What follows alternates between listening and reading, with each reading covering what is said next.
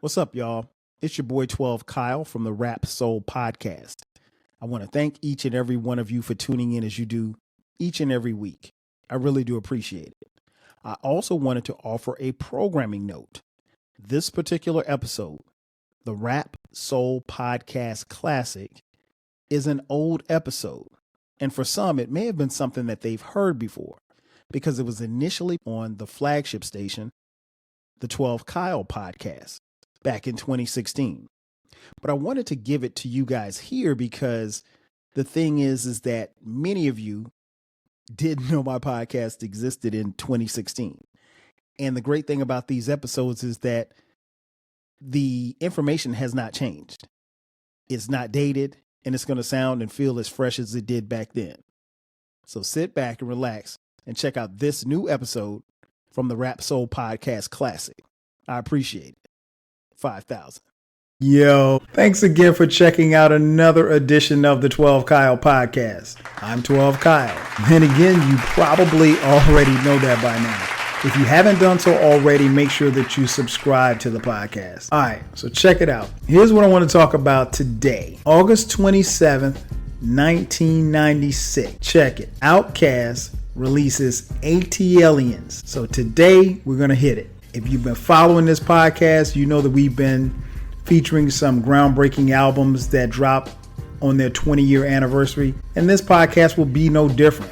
We're going to be talking about OutKast, ATLiens, 20 years later. This album dropped August 27th, 1996. And it's kind of mind-boggling when you think about it because you have to kind of put in your mind everything that was going on. First of all, 1996 was an incredible year for hip hop. But on top of that, there were some great albums to come out that particular year. To this point, before this album dropped, you had All Eyes on Me from Tupac. You had The Score from the Fugees. I mean, you had Reasonable Doubt, Stakes is High. I mean, Riding Dirty from UGK. It was incredible. I mean, and these albums were like back to back to back. Beats, Rhymes, and Life by a Tribe Called Quest. And then these guys from the South, from Atlanta, dropped ATLiens. It was their second album. The first album, Southern Playalistic Cadillac Music, was dropped in 1994. So, like I said, a lot of stuff's going on. You got the East Coast, West Coast rivalry is still going on. And here come these guys from the South. Now, if you follow your rap history, you remember that Southern Playalistic Cadillac Music dropped, and OutKast subsequently won the Source Award for best, new album, best new rap group in hip hop, and were booed the hell off the stage. And that's when your man Andre 3000 got up there and said the South got something to say. And to be honest, the South has been talking ever since. But yeah, man, this album dropped, and I remember it vividly, man, because I was still in college and trying to finish up. And this one, OutKast had already had a great success with Southern Playalistic Cadillac Music. That album went platinum. So the question was, could they do it again? They did. This album sold, I think, like close to 350,000 copies in the first 2 weeks, which was unheard of, particularly coming from a group coming from the South, man. So it was dope, from start to finish. But it was, I guess the thing that really stood out initially was like just had their expectations. And some people, it exceeded their expectations, and others, and we'll talk about that a little later as far as what people expected from the album. But yeah, incredible album, and very much so a staple of the music that was put out in 1996. All right, so let's break it down. First and foremost, I think probably one of the most interesting things about the album is not just the album, but the album cover. If you look at the album cover it was different in and of itself because the album cover featured Dre and Big Boy.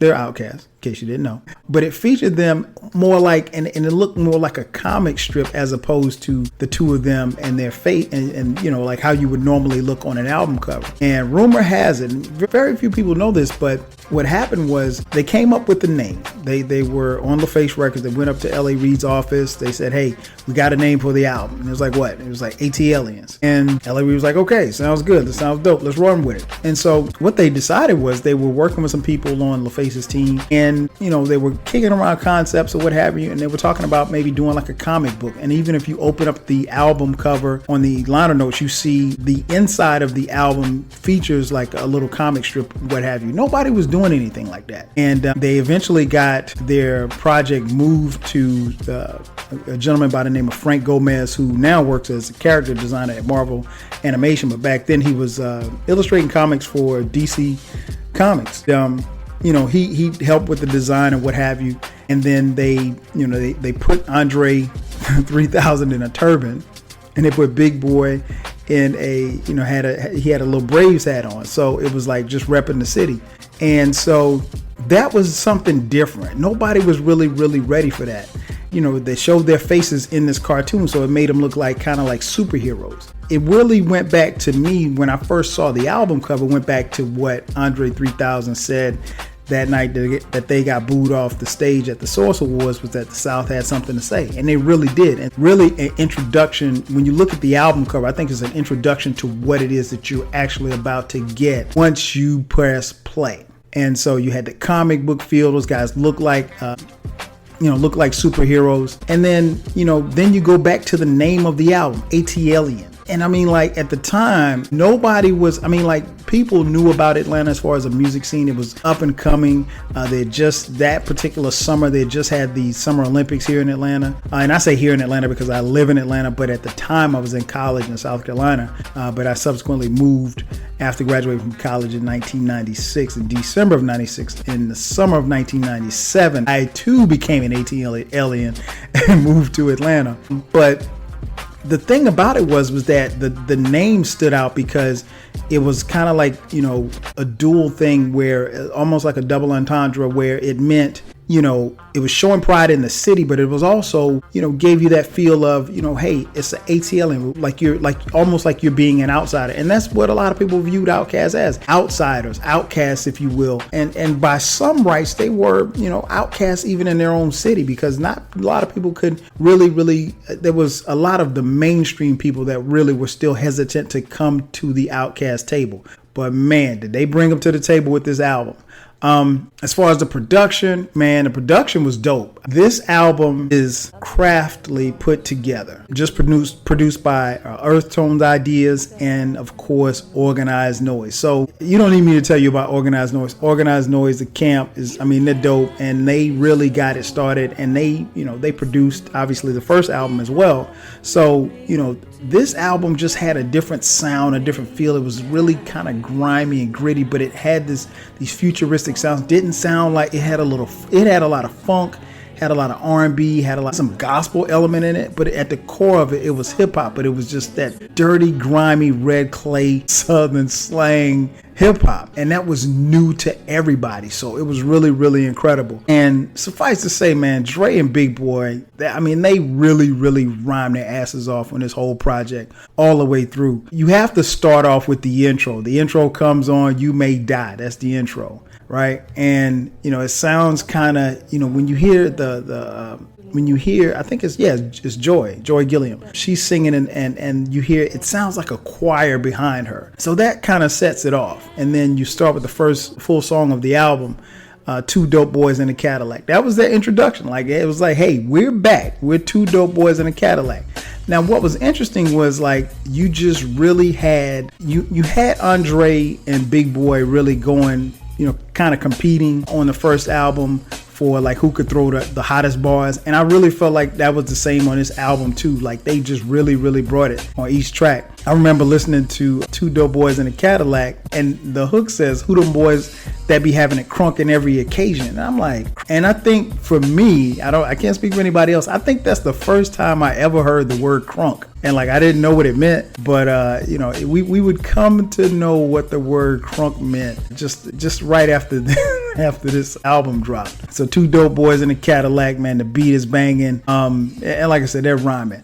Now the next song that comes on is ATLiens, which was the obviously the title track. And if I'm not mistaken, yeah, they dropped a video for this. So this, if I'm not mistaken, this was the first song that was released from the album. Now the visual concept was cool because, you know, I remember they were like in this jungle and safari or something like that. And, you know, and their OutKast is kind of playing on this extraterrestrial, extra life type things, just kind of letting people know like, hey, we're so dope that we're way out. You know what I mean? So that was interesting. But another thing that was interesting was their look. Big Boy still had the, you know, he was still looking fly with the hats and jerseys and stuff like that. And, you know, he came a little pimped out a little bit. Hey, not as much. Andre was much like the album cover. When you saw the video, he had on a turban. And people really couldn't understand what was going on. But between the first album and the second album, they both had grown a lot. And Andre, you know, he had stopped smoking, stopped drinking, and he became a vegan. And, you know, Big Boy became a father. He lost his aunt who was like a mother to him. So, you know, they were going through some changes and they grew as young men. And also, when you couple that with the success, but the look of Andre really kind of, for some people, kind of freaked him out because, you know, he was jeans and sneakers and jerseys and stuff in the first, you know, every time you saw him, and he let his hair grow out for this album. And like I said, he's rocking a turban. And what was interesting for me was like, I remember seeing Andre in the first video in a turban. And like, man, I think like weeks later, I went to the club and I saw dudes in the club with turbans on. I mean, like that wasn't really the move in 1996. But hey, you know, people wanted to be like Drake.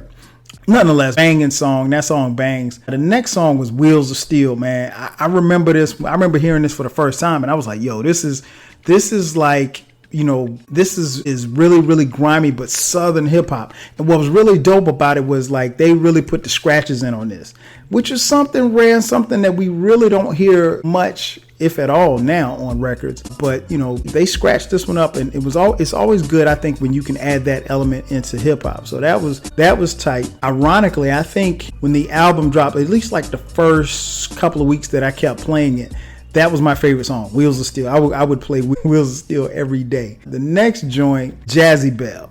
Jazzy Belle, an ode to the women. What's interesting about Jazzy Belle is that if you listen to the lyrics and you listen to the type of women that Dre and Big Boy are describing, if you've been around and you're a man, you probably know a few Jazzy Belles. And it's not necessarily that she's one type of woman or this type of woman, but it's just, you have to really, really consume, you know, what it is that they're saying. But they were dope, and I think they really did a good job of painting the picture as to who they thought Jazzy Belle was and how and why she needed to change her ways. Next track, Elevators. Me and You.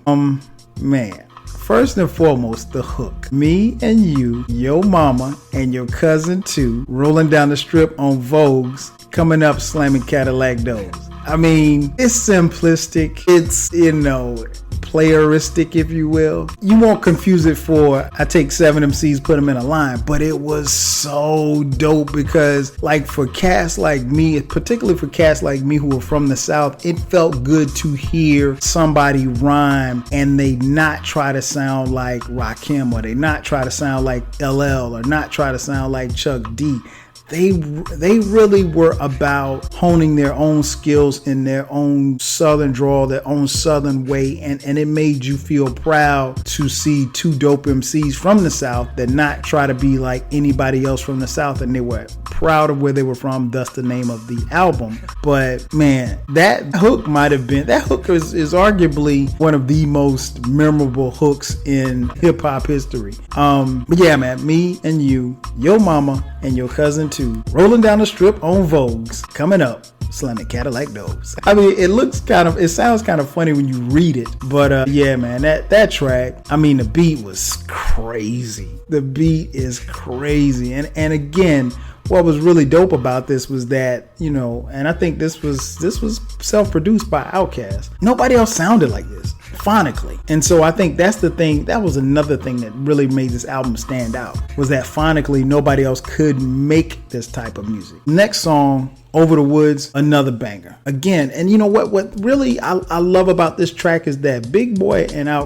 Big Boy and Andre, even on this album, they still sound like they're trying to get a deal. Like they're still trying to get respect. And really, if you think about it, they have, or at least they should have had the respect, because the Source recognized them as, an up and coming group. I mean, they sold 1 million coming out of Atlanta when nobody was selling records like that, or nobody had that kind of volume or cachet, if you will, in hip hop. And for them to do that and then really come back on the second album, their sophomore album, they could have, with the way and the success that they had from Southern Playalistic Cadillac Music, they could have really just put their feet up and said, you know what, we're gonna do it this way, and we're just gonna chill, and we're gonna cater to our fans and so forth and so on. But they really set out to, make something even better than, the first album, which was hard to do because the first album was dope as hell. And so Over the Woods kind of reminds me of, just like I said, these two cats is just really, really rhyming their ass off. Like they're still trying to get a deal.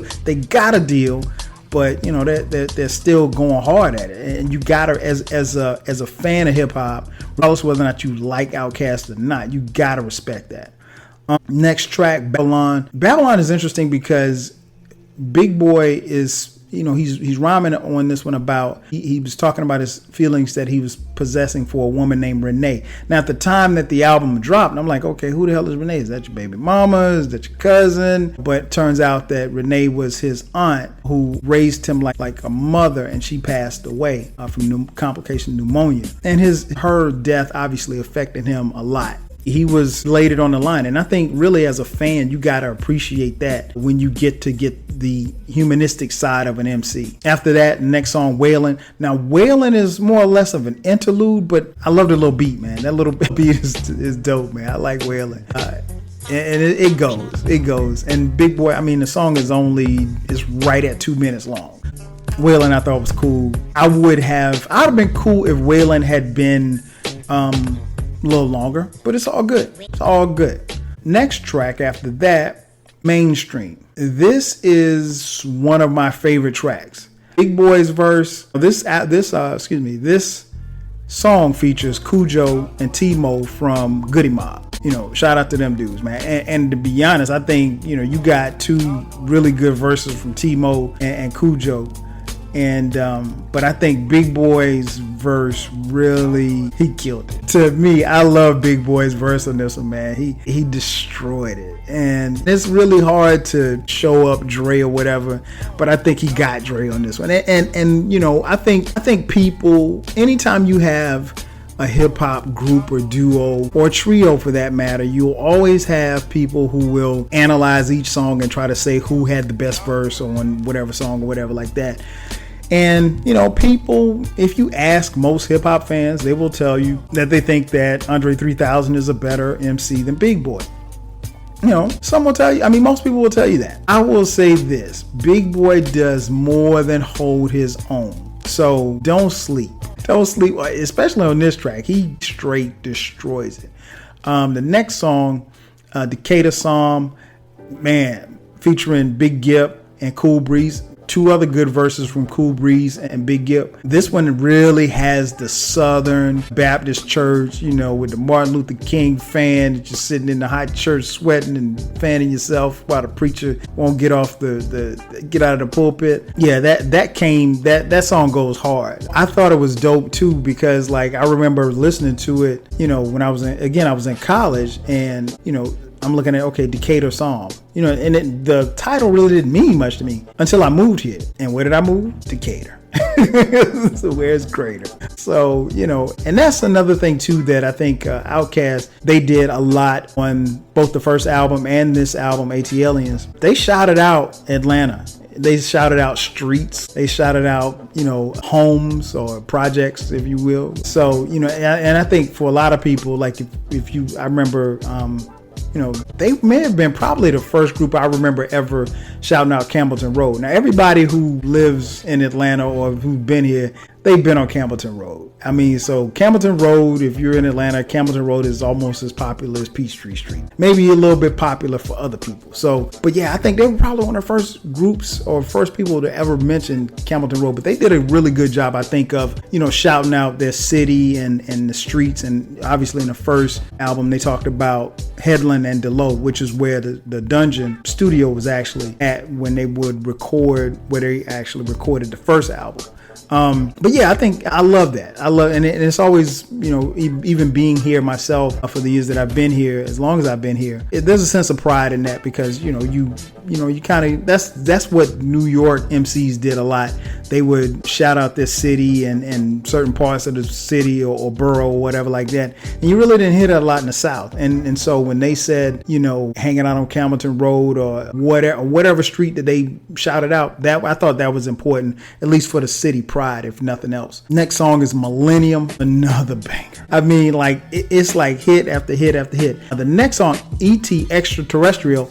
This one I think gave us a preview for where OutKast could go as far as pushing the musical envelope, because nobody else had music that sounded like this. It was really, really, like I said, futuristic, George Clinton type stuff. There was really no beat. I mean, if you just listen to it, it's just, it's out of this world.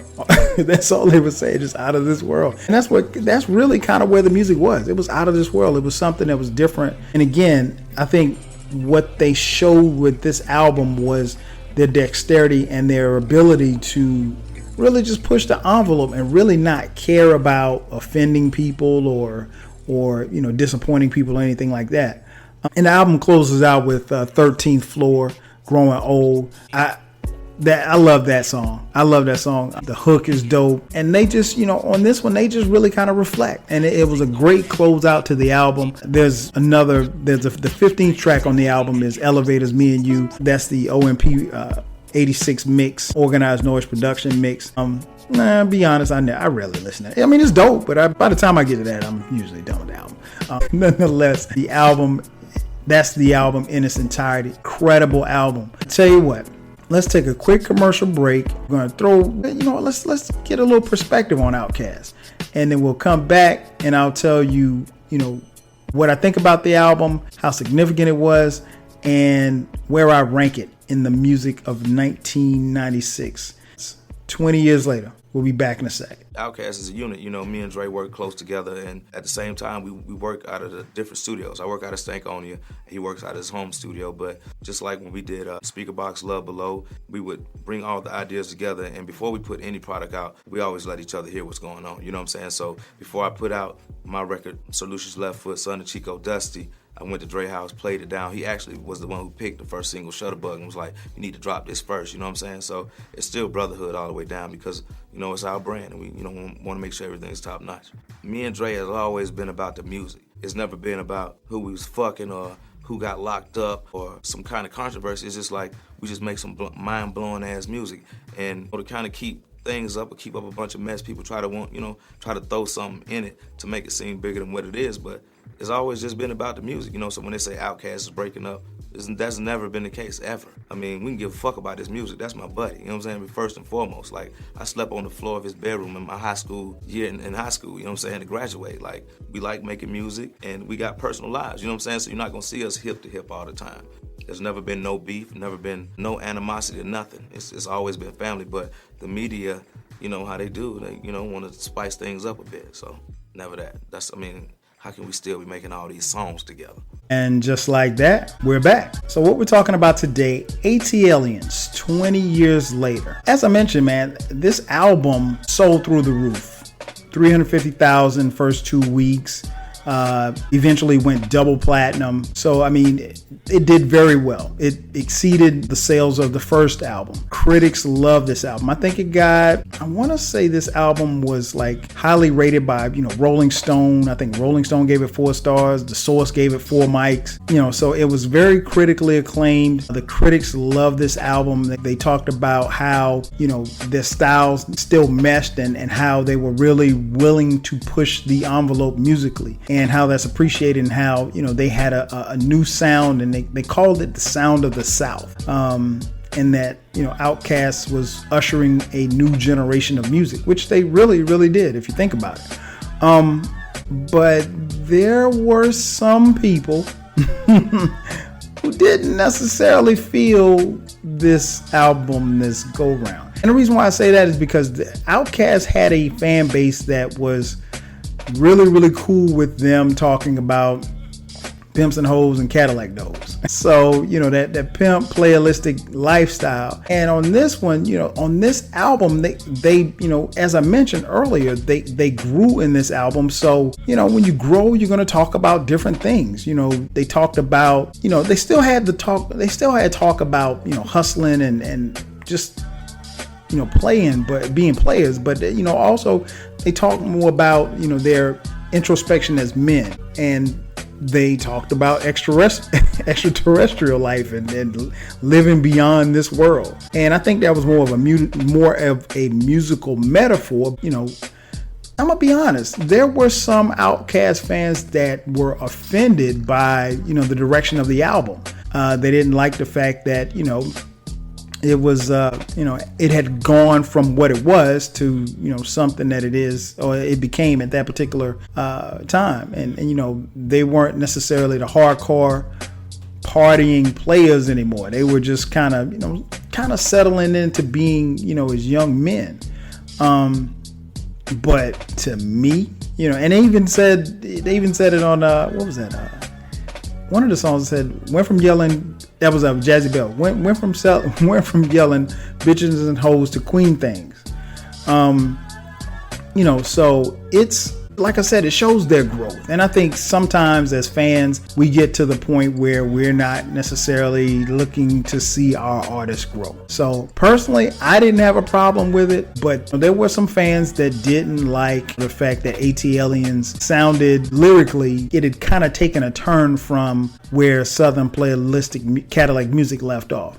So yeah, the critics loved it. There were some fans who did not like the way that it went. My personal opinion, I thought this album was incredible. I thought it was phenomenally placed together. I like where Andre and Big Boy really pushed each other lyrically. And again, if you look at the landscape of what dropped that summer, when you look at It Was Written, Stakes Is High, and Reasonable Doubt, Riding Dirty, and all of those albums are dropping back to back to back to back. So the pressure was on, and I don't think OutKast, I don't think that bothered them at all. I don't think that the East Coast West Coast rivalry, I don't think that bothered them at all. I think what they set out to do was to go into the booth, make music that was doper than dope and doper than what they had put out before, and they succeeded overwhelmingly.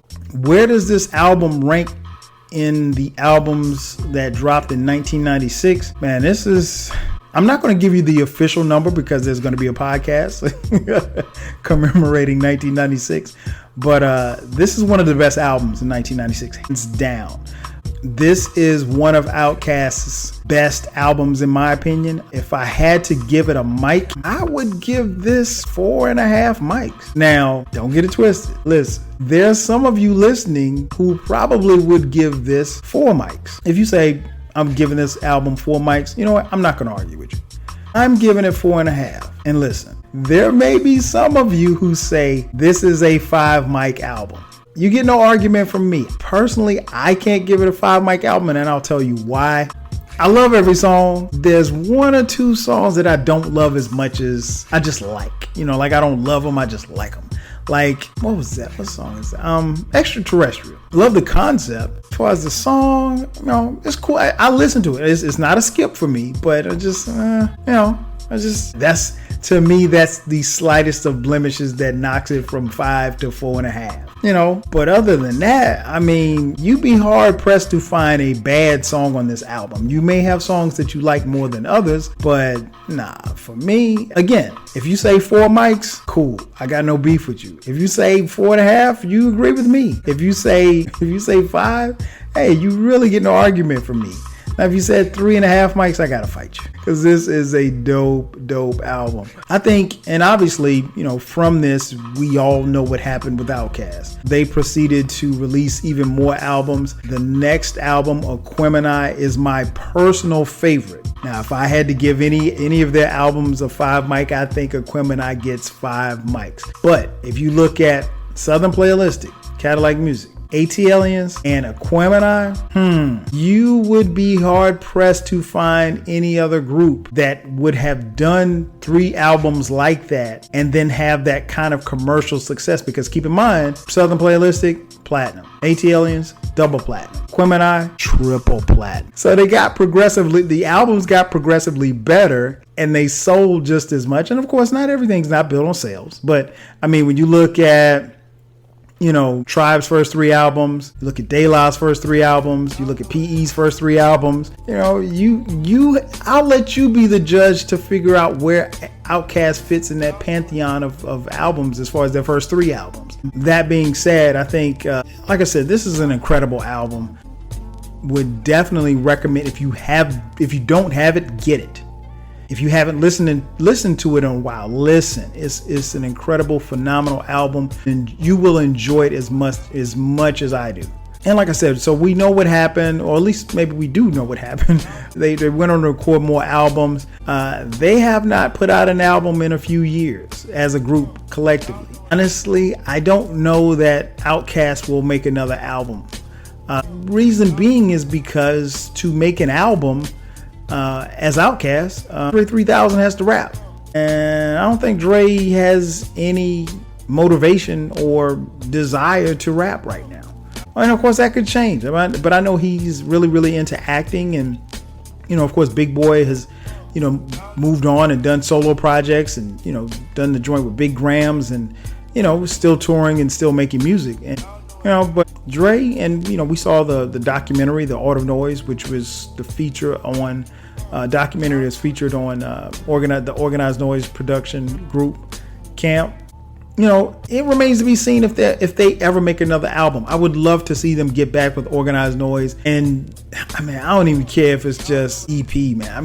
They're not gonna do EP, but still, listen. I think when you have this kind of success and you're that dope, I think you're kind of cheating yourself to some degree if you don't give that back to the fans. But I understand, artistically, and if they don't feel like they're there. Here's the one thing that I love about OutKast, and I think this is very true. I don't think that they will ever be in it just to say, hey, we're still in it.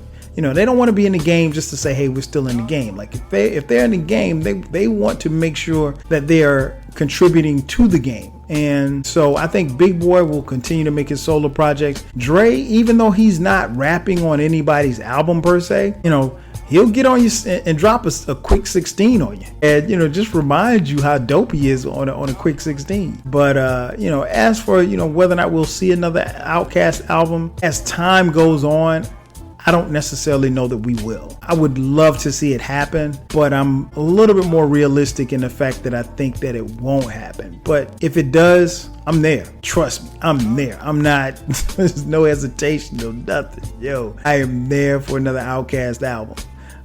But I think one of the things that we'll take, that you can take away from this album, again, as I mentioned earlier, is the fact that they truly and genuinely enjoy, and you can tell that they enjoyed this process of creating music together. And over the years, there's been a lot of speculation as to whether or not they had beef, and if they were ever going to get back together. And Big Boy says it to this day, like OutKast is still together, like they never broke up.